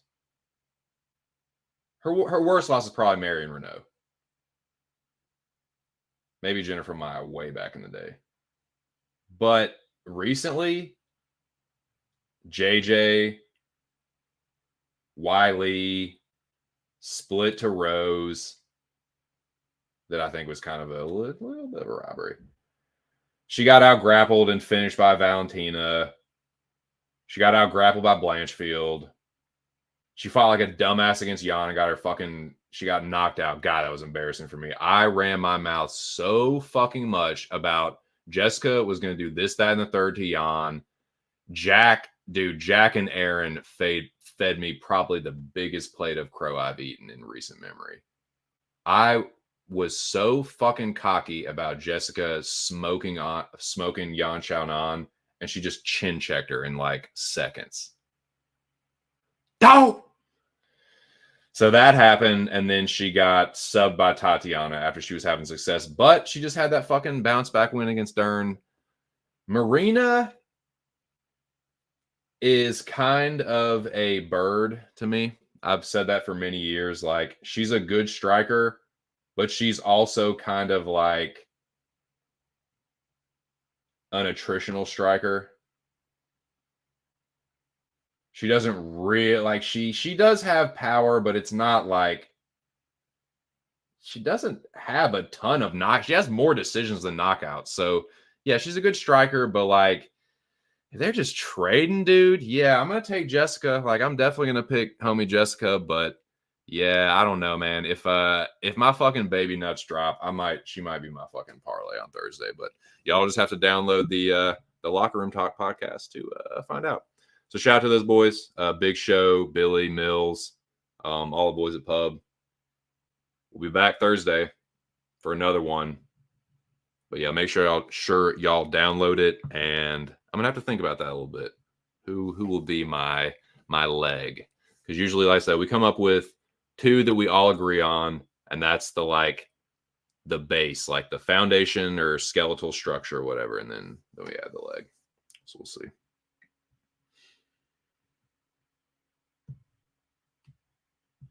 What's y'all's favorite fight on the whole card? I'm gonna make this a 2-hour stream, so I got a few minutes. Shoot this shit a little bit.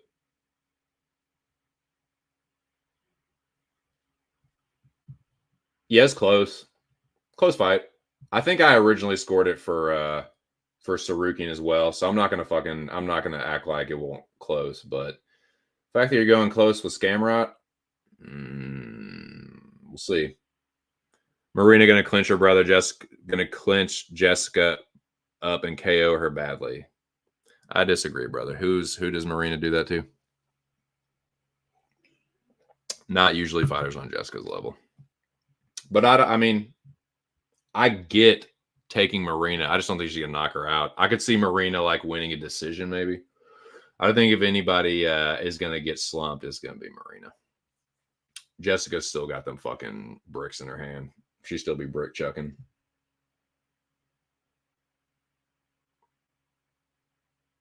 Saying.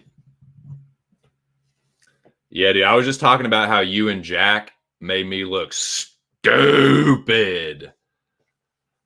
with Yan Xiaonan. I was so loud and arrogant. Oh, dude, Jessica's gonna smoke her, dude. Y'all are fucking drunk. Shut the fuck up, 2 cents. You blithering fucking idiot. Yeah, that one was fun. That was fun for everybody. Yeah, but yeah, give me homie Jessica. Got to stay on code there, man. This is for me. This is a fucking stay on code card for me. So these are easy picks and bets. And if I go down, then yeah, tell the world my story, dude. Bury me on some of my favorite fighters' hills proudly. It's all good.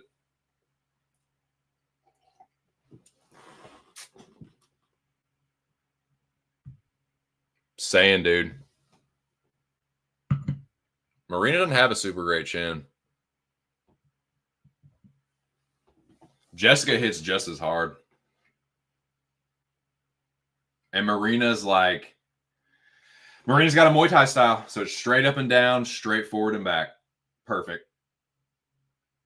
She don't cut angles like Yan or Rose she 1-1 versus Rose, bro. Give me Jessica in that third fight too. I'll even use a fucking Merlin accent. Give me Jessica in that third fight. Q. Yeah, I might have to put Jessica in the parlay. I don't know. Might have to do it. I'm kind of already like talking it up too much. I feel like if I don't do it now, it might be me like fucking being a little pussy. Being a little pussycat. Sadiq versus Diego might be fight of the night. That's a good shout, dude. That's a fucking good fight, man. This card is deep. Is it the best card ever? Like, probably not, but my fucking bar is also, my standards have been lowered for like the quality of UFC cards recently. So I'm giving it a B. I can't even give it a B minus, dude. I got to give it a B. We'll see how it unfolds. Sometimes these fucking like cards that look good on paper end up being fucking dog duty, but so far so good. It's like the early prelims are fucking dank. The prelims are good. Like the pay-per-view is pretty solid. Fuck, man. Honestly, you could switch the fucking prelim headliner and the pay-per-view opener, I think. Brundage and Bo Nickel. Come on, man. That's a prelim fight. It's clearly Nickel. They ain't giving it to fucking see Cody Brundage beat Bo Nickel. They're giving it so fucking Bo can fucking obliterate that motherfucker in front of the masses. They want you to pay to see Bo Nickel fucking decimate Cody Brundage. So that's kind of my take on that. She don't fuck around, dude. She gets you in a nasty spot, she'll do it. She makes mistakes. This is Jessica's problem. She's a cocky fighter, man. It's her like it's her greatest strength and sometimes her biggest weakness. She really does like when she and this is where it started for me. When she one punched Carolina, it was like almost like a gif where she's just like looking down at her hand and she's like, holy shit, I can do this. I can do this to any fucking bitch in the UFC. And sometimes it works and sometimes it don't. But that is truly what I think. Like she fell in love with her power. But the power's real, man. Like Jessica has put away fighters that like either they haven't been put away before or it's been a while. But yeah, she's one of the fighters that like kind of hits like a, you know, almost kind of close to a dude. But yeah, we'll see. Give me Jessica, though. My favorite fight, though, not Max and Justin. It would be if they weren't two of my favorite fighters, but I hate that fucking fight. On paper, yeah, it's probably one of the better ones, but nah, I hate it. Jiri and Rakic flying under the radar on the prelims. That is a dank fight. That is a sick fucking fight. I don't care what anybody says. Rakic could make it boring as shit, but if that stays on the feet, dude, that could get tasty, man. I'm actually kind of looking forward to that one because I don't have a dog in that race, and I don't hate either one of those fighters. They're both skilled light heavyweights. Crazy fucking fight for the prelims. That should be the fucking pay-per-view opener, but it's on the fucking prelims. So yeah, that to me is one I'm really looking forward to. I'm looking forward to Jalen Turner and Money Moicano, but if you want to hear more about what I got to say about that, you got to tune in Wednesday to Aaron the Dog MMA and Movie Trivia. That is the name of the channel. That is the next time you're going to hear from my fucking loudmouth. And yeah, Wednesday night, 10 p.m. Busters.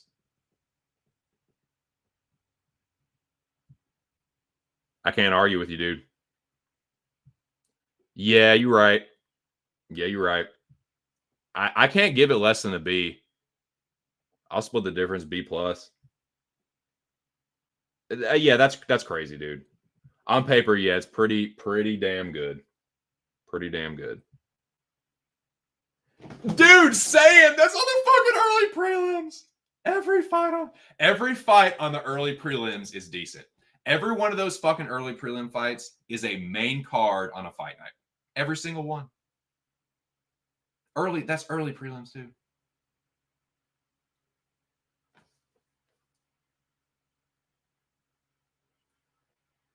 Yes, dude. Old lady made shepherd's pie. My wife's a good cook as it is, but her shepherd's pie is fucking chronic, son. And she said it. She just texted me saying this is her best batch yet. So, yep. The dinner bell has been rung, boys. So I'm gonna have to wrap this whole thing up. But yeah, I'm gonna make it 2 hours exactly. So yeah, what was I gonna say? We're gonna look through this card real quick. It is a dank card. I gotta give it a B. It's like a fucking. It's like an 87 or 88, maybe an 89. B plus. Let's see. No. Oh, I get it. You gay. No. I was watching fucking Mac Fights Gay Marriage last night, dude.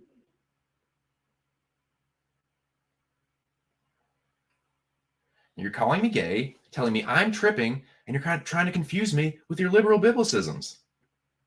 Early prelims, dude. Figgy Garbrandt is the first fucking fight on the early prelims. Figgy Garbrandt, Miller Green, Homie Jessica, Turner Moicano. Turner Money Moicano, early prelim headliner. That is a fight night card. Main card. What's that, baby? Early prelim for this. Holy shot thing. That's like great. Yeah. Yusuf Diego Lopez, low-key banger. Holly Holm is old, but this is Kayla Harrison in the UFC. A few years ago, this would have been monument. If this was like 2019 or something, this would be insane. It's still pretty crazy though, dude. Like Kayla in the UFC, opener against Holly Holm. That's like not a terrible. The fight itself could end up being terrible, but like that's kind of a crazy matchup on paper. Again, something that would have looked way better 5 years ago, but still. Cater Aljo, Jiri Rakic, that's the prelims? Dude. There have been prelims worse than those. There have been pay-per-views worse than those prelims this year in recent memory. It's ridiculous.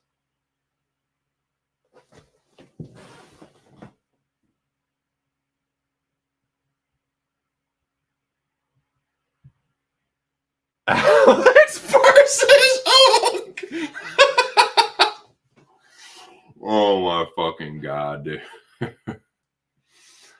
Unc. Talk to him, Unc. Jesus Christ. All right, so yeah, it is. It's a fucking good fight. I'm not a big Jamal Hill fan. I like Pereira, but I'm not like a huge Pereira fan. But that fight is fucking sick. I can't be some fucking hot take hipster Fargate on that one. Like, nah, dude, it's a dope fight. Anyone shitting on that fight, you're just trying to have the hipster take and be a contrarian. Like it, dude, nah. No shock value or whatever is gonna make me like veer off that being a fucking dank fight. It's good. I mean, and I like that it's kind of there's a little bit of storyline to it. Pereira defending his belt against. It's funny because while Hill never lost it, he kind of got the title shot in a little bit of a dodgy way. Most people that watched the Ankalaev Jan Blachowicz fight know what they saw, and that was Ankalaev winning.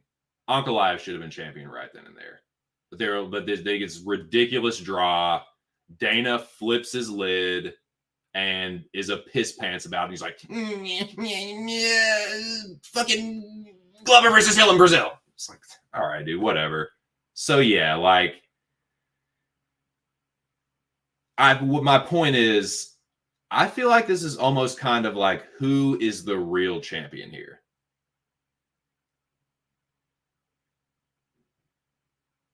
Because you could also make the case that Jiri never lost it either. So when Alex beat Jiri, that was kind of like the real title shot anyway, or the real title fight anyway. Jiri's the one that beat Glover first. Fucking choked him out. 5th round. I remember. I seen it. Seen it with my own 2 eyeballs. So he was the real champion. He, vacated it, which credit to Hill. He did too. So, yeah. I think this is a real, like, this is like the undisputed. I know it's technically undisputed anyway, but this is really this is kind of like gonna settle the fucking real score. Who is the actual fucking champion of lightweight? Because the path that the belt has taken through that division recently has been a little ridiculous. It's been a little fucking ridiculous. So I like that this is kind of like, okay, which one of y'all is the real deal? Think you can make a case for either side. I want nothing to do with it. I'm going to kick back and watch this one as a fan. And I hope that I'm up at the end of the night so I can maybe have a little fun, maybe take a little action late. But I'm good. Not going to be part of my slate whatsoever. And I will vehemently oppose. I will be juror number 8 on Thursday. If any of the homies try and put either main event, I'm going to oppose that. Just letting you know right now. All respect to Mills and Billy.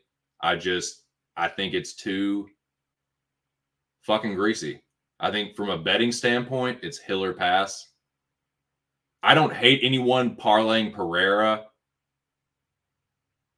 I may end up picking Pereira, but dude, I tell you what, that line might be juicy and tasty, but I'll tell you what, you're going to fucking sweat.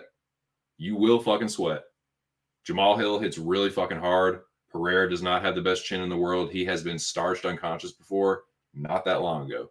So Jamal Hill is not the one that you want to be fucking just having a phone booth, rock'em sock'em kind of fight with. But yeah, man, I get it. I get people putting Pereira in parlays, but ain't gonna be me. I'm not on Hill either. Like, I'm not on the Hill money line, but I get it. Hill or pass, but nah. Good fight though. What's up, Jimmy?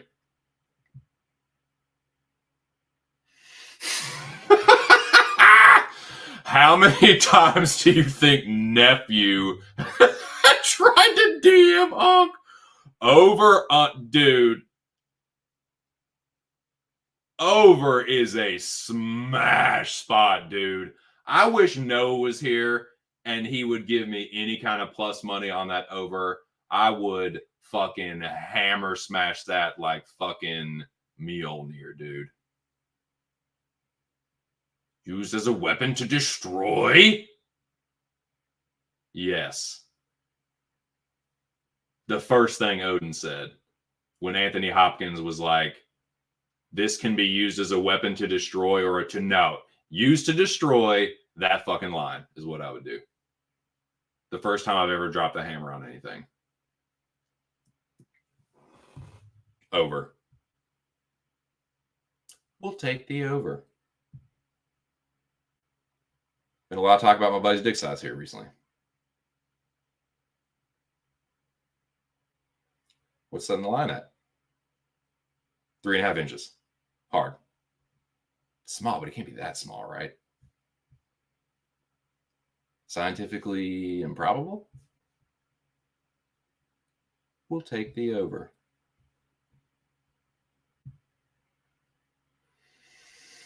Yeah, that's what I'm hoping.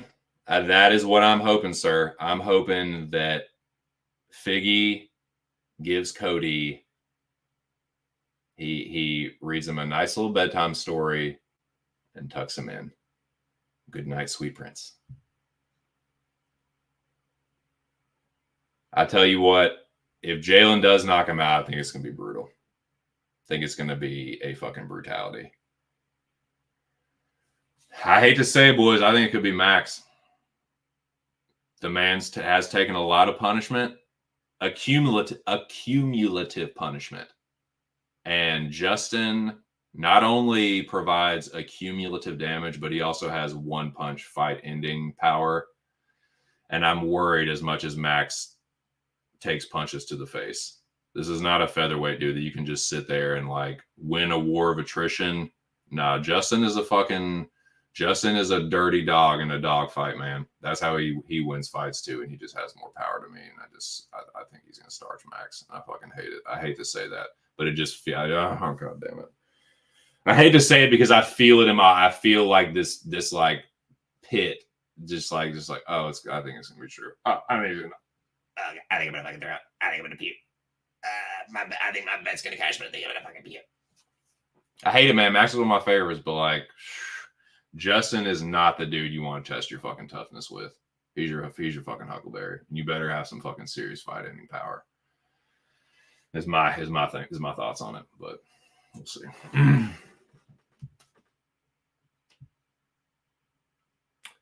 think more like the other way around. I know Jim's tough, but he gets hurt too, man. And Bobby hits hard, man. Justin, I don't know about that, dude. I really don't know about that. Justin carries his power throughout the entire fight. His pace doesn't go anywhere. His activity doesn't go anywhere, and his power certainly doesn't go anywhere. So I'll go ahead and disagree with you on that.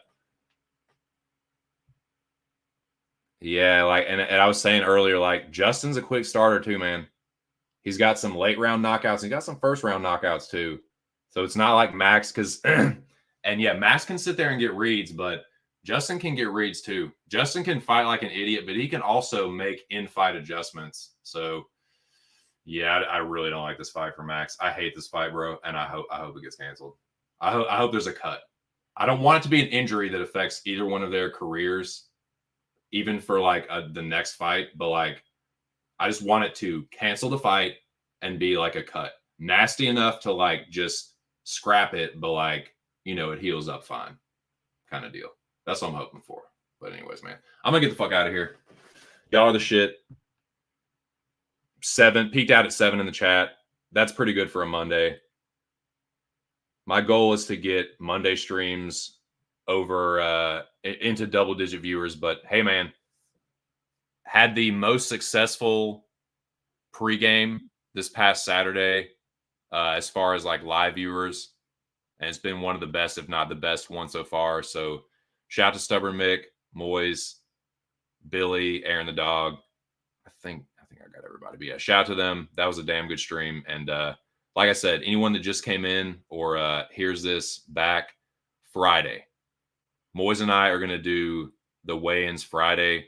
So same deal. I'll drop the link. If anybody wants to come through, shoot the shit during the weigh-ins. And I think we'll do it probably during the official ones. But yeah, that's me for the rest of the week. You can find me Wednesday night, 10 p.m., Aaron the Dog. Thursday on the podcast, Locker Room Talk. And then Friday, right back here. But I'm going to go eat some dinner. Hope y'all have a good evening. Let me get the song going. Actually, no, fuck that. I'm just going to get out of here. Yep.